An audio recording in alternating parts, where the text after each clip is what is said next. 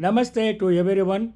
Today, in this discussion, we are going to have a detailed analysis of visual anthropology and ethnographic and theoretical reading with reference to the Jarawa tribe of Andaman and Nicobar Islands.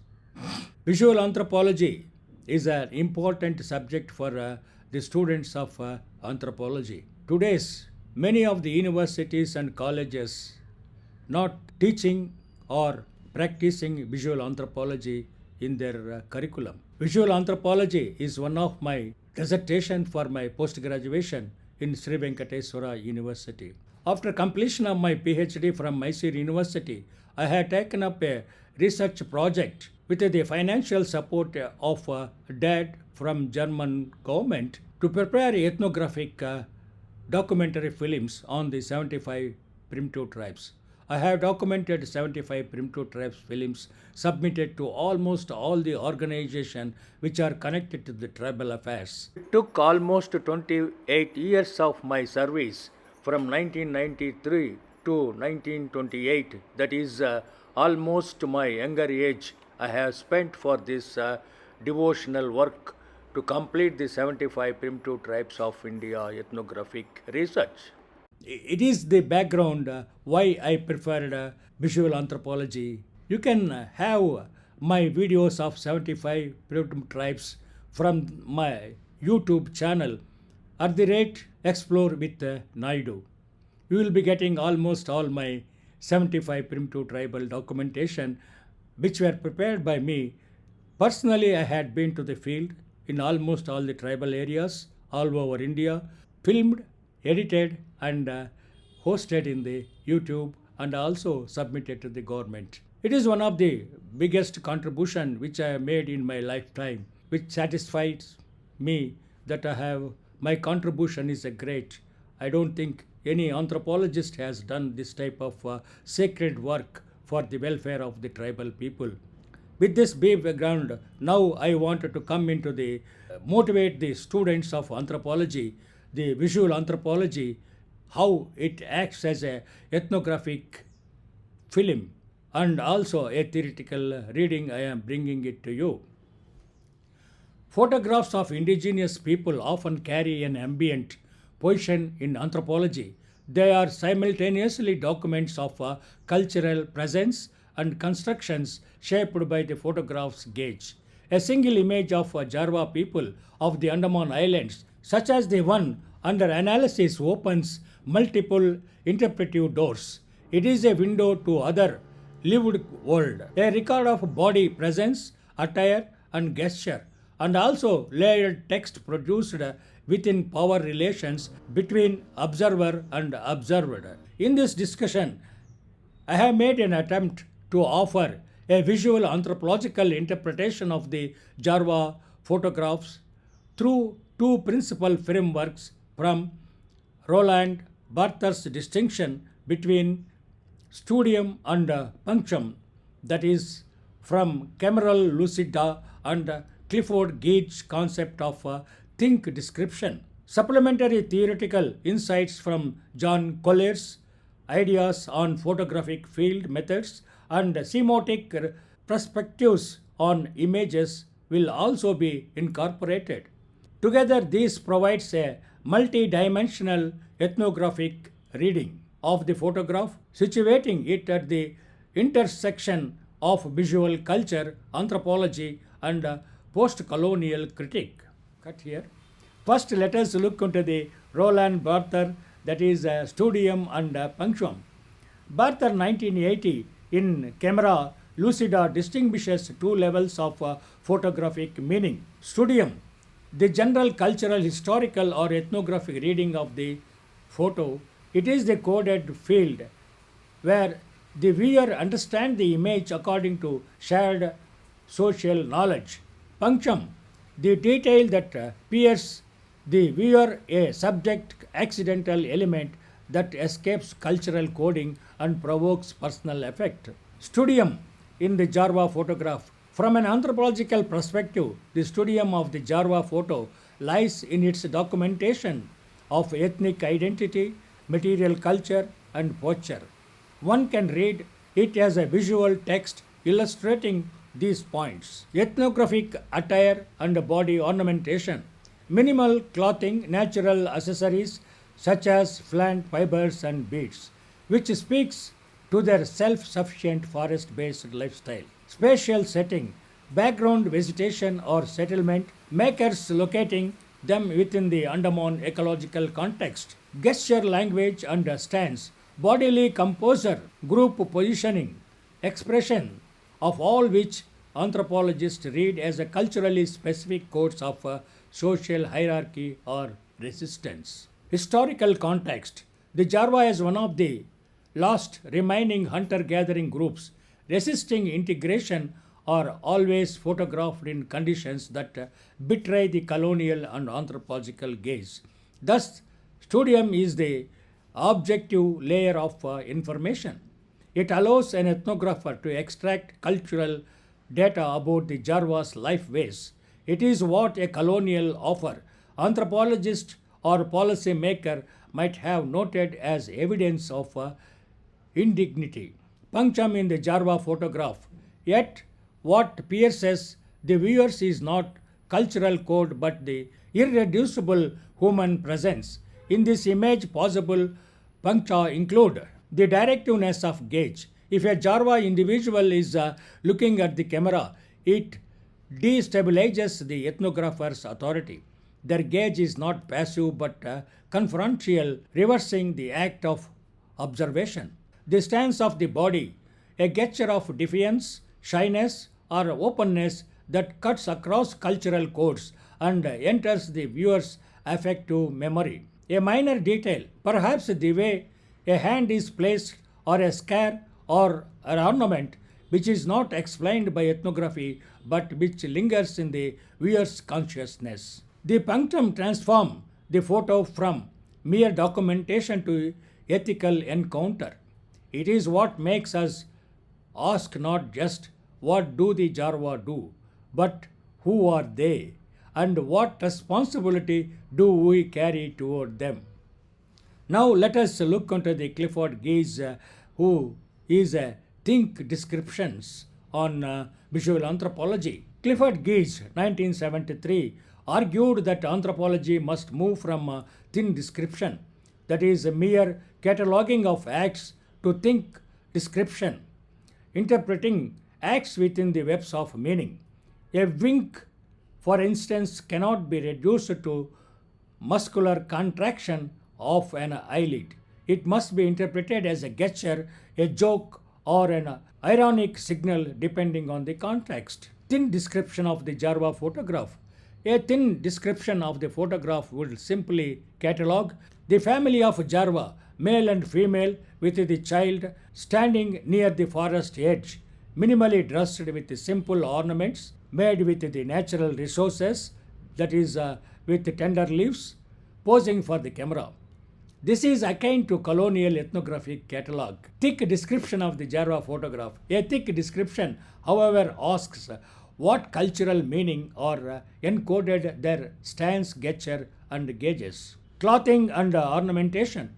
The absence of elaborate dress can be read as a primitiveness in colonial archives, but within the Jarawa culture, this expresses ecological atonement and non-dependence on external trade goods. Group formation. The proximity of bodies might signal kinship solidarity. Anthropologists note that Jarawa life is organized around small foraging bands, as clustering in photographs signals in trust and social cohesion. Facial expression and gaze. Are they suspicious of the camera? Smiling? Hostile? These expressions embody the fraught history of the context with outsiders, ranging from British punitive expeditions to modern human safaris. The presence of the photographer. The very act of photographing is a part of the scene. The Jarawa may be performing indignity because they know they are being watched, or resisting that performance by refusing compliance. Thus, Geertz framework pushes us to read the photograph as a text of layered meanings, not as a frozen fact. Now let us look into the John Collier, ethnographic photographer, what it says about photography. John Collier, 1967, emphasized the role of photography as a field method, a tool for recording material culture, settlement pattern, gesture, and ritual. For Collier, photographs extend memory and provide visual evidence that can be repeatedly analyzed. Applied here, Collier would treat the Jarawa photo as data, showing physical anthropology body type, cultural makers, that is, dress and ornaments, ecology, forest and environment. Contextual evidence, situating Jarawa life ways within the broader anthropological comparison of hunters and gatherers. Interview stimulus, such photographs could be used in participatory methods, showing them back to the community to elicit commentary, which often reveals indigenous semiotics invisible to outsiders. However, Collier's approach also reveals its limits. Without reflexity, photography risks objectivity, the Jarawa into specimens. Now, coming to the subject of photography as a tool for anthropological studies. Anthropology, especially visual anthropology, uses photography not merely as evidence but a narrative medium. A single photograph can encapsulate an entire way of life, belief system, or social practice. In-depth analysis of this photograph shows the documentation. Photograph serves as a permanent record of cultures, practices, and events. In the case of endangered tribes like the Jarawa, such records becomes invaluable for future generations. Interaction beyond recording, photography needs interpretation. As anthropologists, we do ask, why is this scene happening? Why does it tell us about the society? It also gives us education. A powerful photograph can teach students more effectively than pages of descriptive text. It allows them to see culture not just as read about it. Then emotional connection. Photography connects us emotionally to people and places. It makes distant cultures relatable and fosters empathy. Ethical responsibility. Anthropological photography carries ethical responsibilities. We must respect the dignity, privacy, and cultural values of the people we photograph. Images should never exploit or misinterpret. This aligns with the Vedic ethos of cosmic order, where every action, including vision, must be in harmony with the truth and dharma. Now, let us look into the semiotics and postcolonial gauge. A semiotic reading recognizes that photograph are sign of system. Denotation. Here are Jarawa's people minimally dressed in the forest. Connotation. They are primitive, untouched, natural, a colonial discourse. This connotation is dangerous because it has historically fed into the policies of exclusion, spectacle, that is Jarawa as a tourist attractions or assimilation. The photograph becomes a part of what Nicholas Thomas calls the colonial archives of representation. The Jarawa's direct gaze at the camera is crucial here. It interprets the semiotic chain instead of being passive objects of study. Their gaze inserts subjectivity, reminds us they are self-aware actor in the photographic encounter. Now let us integrate the comparative theoretical integration. Now we'll have a comparative theoretical integration. First one is Barthes shows us how to distinguish the ethnographic code, that is studium, from the ethical sting, that is punctum. Geertz demands that we unpack cultural depth through thick descriptions, situation, every gesture in web of meaning. Geertz demands that we unpack cultural depth through thick descriptions, situating every gesture in webs of meaning. Collier treats the photo as anthropological data but also wants us to integrate it with ethnographic participation. Semiotics post-colonial critique reminds us that representation is never neutral. Photographs participate in disclosures of power. Together, this framework helps us move from mere description. This is the Jarawa look-alike to critical ethnography representation. This is how Jarawa presence is constructed, contested, and experienced in visual culture. Studying Jarawa photograph through the lens of anthropology also raises profound ethical questions. Now let us look into the ethical reflections of visual anthropology. Studying the Jarawa photograph through these lenses also raises profound ethical questions. Consent. Were the Jarawa photograph willingly or consent? Use of image. Anthropologists must avoid reproducing photos as exotic specimens. Responsibility of the viewer. The punctum that pierces us should not be consumed as exotic fascination but transformed into an ethical commitment to respect their autonomy. In this sense, the photograph is not only a record of culture but also a mirror of our own gauge. With this brief discussion of theoretical aspects of visual anthropologists, now let us conclude the session with a brief note. The Jarawa photograph exemplifies how visual anthropology transforms a single image into a site of layered ethnographic interpretation. Through Barthes, studium, and punctum, we see both the cultural codes and the piercing human detail. Through gauges, think description, we move from catalogue to interpretation. Through Collier, we frame it as a ethnographic data. And through semiotics, we integrate the colonial power embedded in the representation. Ultimately, the photograph is not just about the Jarawa, but about how we see them, how they see us, and how photographs mediate the fragile space of encounter. Challenges us to reimagine anthropology not merely a documentation, but as an ethical dialogue through images.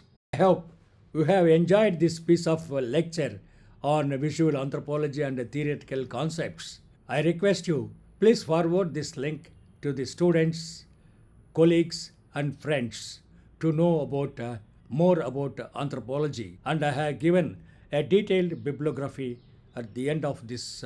You can have my all ethnographic films of primitive tribes from my YouTube channel at the rate Explore with Naidu. Hope we will meet in the next discussion. Thank you very much. Thank you.